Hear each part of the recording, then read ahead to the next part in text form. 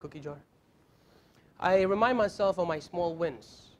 Every time I'm frustrated, if something that is not working out, something not happening, I can get a good understanding, I remind myself of small wins. Here's how I do it. So go ahead and grab one, if you will.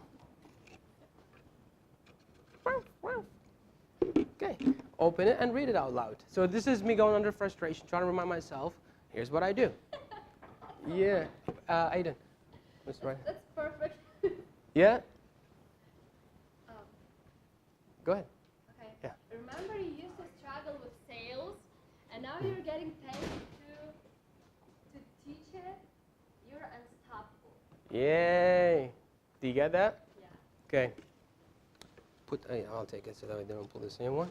Who wants to go? Who wants to go? Who wants to go? All right. Magic trick. All right, all right, all right. Let's see what we got. Remember when you started your PT business at PHG? Powerhouse Gym.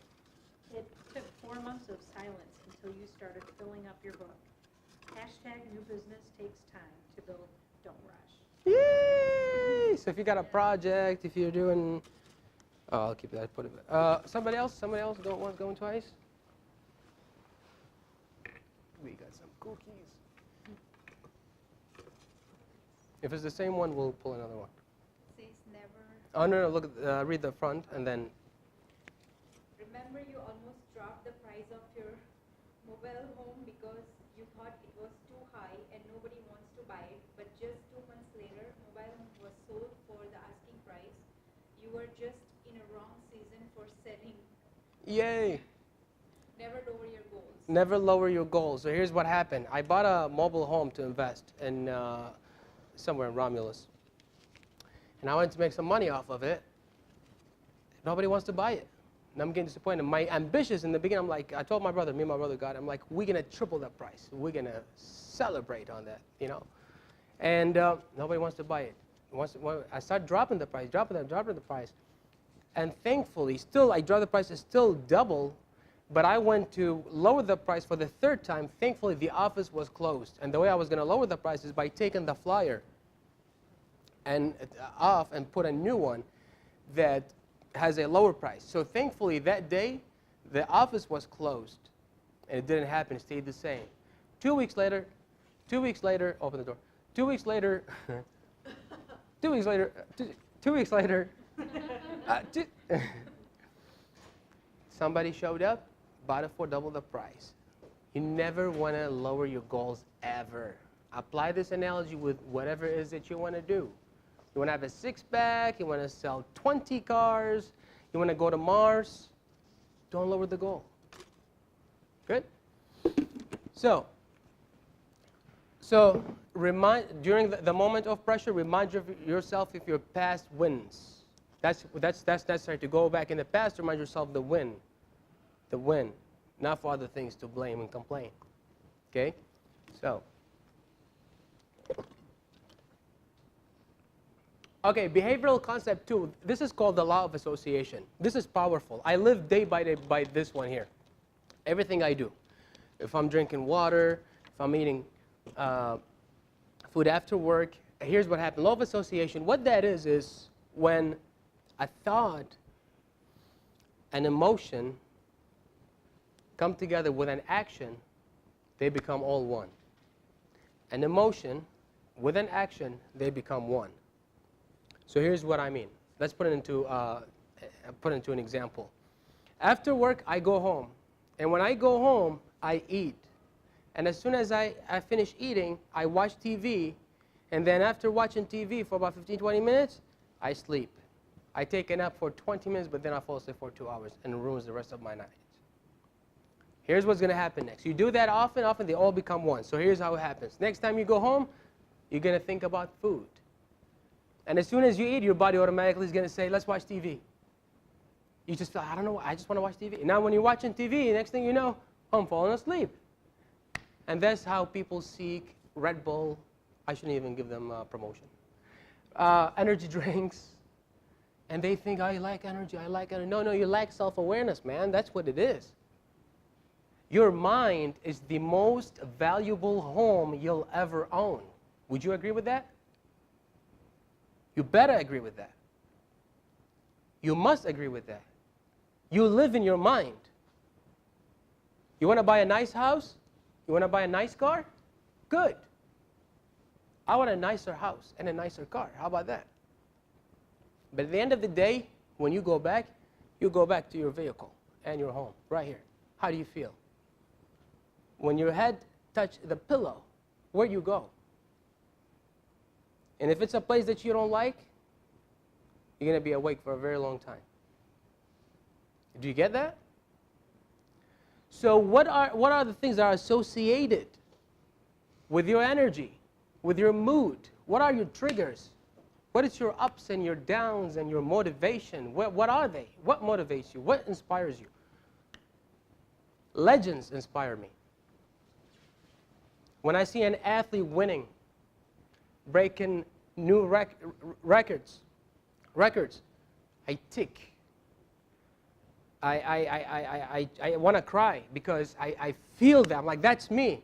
Something here. But it's not associated in the right place. So when I associated my actions and my feelings to the right direction, right, pointing myself to where I want to go, when the storm hits, kept my eyes on the vision, I got closer to what I wanted to go. Master this, the law of association. How you feel, what you do when you feel, become one. So here's what I encourage you to do. This is how it works. Exercise. If your emotional state is low, you're not feeling exercise. Your first thought right now is like, oh yeah, duh, we all know that. How about this? 90% of people don't do that. And when they do that, they just show up just to say, I showed up. Okay, now here's why is it important. Look, when you exercise, your brain produces a hormone called endorphins. Endorphins are feel-good hormones. And when you're stressed, your body also produces a hormone called cortisol. Hormones are addictive, believe it or not. Sadness could be addiction. Happiness could be addiction. So the point is this, to associate your pressure point and your lows with the exercise. To tell yourself, I'll go exercise and I'm not feeling it, but just for the fact you want to give a taste for your brain through the endorphins. And when that becomes a habit, it's the best addiction you'll ever have. Now you're raising your status even higher. Get a massage. The muscle tension from the pressure, from the physical stress, when it becomes physical, it messes up with your posture. Do you remember earlier about the posture, the whoop whoop thing? So that's part of it, because what happens is these muscles tense, they shrink, and when they shrink, all that pressure on the back falls forward. It's kind of like when you're picking something heavy, a bag, your body naturally leans to the other side. This is from the back leaning forward, and this is how it messes up your posture. This is known as a student posture or an office posture or disappointment posture, low energy posture, okay? So massage, what it does, it goes through the tissue, especially deep tissue massage. So when you take this layer off, the reason why it's called deep tissue, underneath of it there are other muscles, and those are deeper level. So a therapist will dig deep to reach those fibers and separate them, and this is how it releases the tension. So that's important. Find a good therapist, get a deep tissue massage. If you don't have a good therapist, I refer you to a great therapist. That's home visit massage. You like that? Sales technique. So, okay, let's get to 3. She's in sales, that's why I keep teasing. Every time I say, I like bring my name up or what I do, I keep, she understands she knows that I'm talking to her. So, okay, number 3 is meditation. So we're getting close to wrap it up. I want to leave you with a couple of things. One is meditation, and one after meditation. Meditation is the best and most powerful food you give for your mind that it's missing. It's missing. Why? Your mind is captured by the technology. The TV, the radio, the phone, social media. What happens is, when the technology evolved and upgraded, the mind stayed the same. Okay? The mind stays the same. And what happens with meditation, it filters out your thinking process. When this whole thing rigidity can't come out, meditation takes what's causing it and pull it out like this. And let your mind settle down. But not a lot of people do that. And a lot of people would say, I don't know how to meditate. Good. You're going to meditate. So meditation is a great, great way to put everything in place, to assemble your mind, okay? If you don't know how to meditate, great news, we're going to meditate. If you'd like to participate, that will be great. That rhymes, didn't it? Okay, so who would like to join me with my meditation journey? Yay, yay, everybody, yay. Okay, good. So we will meditate. Before we go, we get to that part of meditation. Any questions? Can you turn off that light? I just wanted to get so quiet. So we will meditate. So we're getting close to finish up. How you guys like? Did you guys like this? How was it? Did you click? Did you connect? Did it resonate with?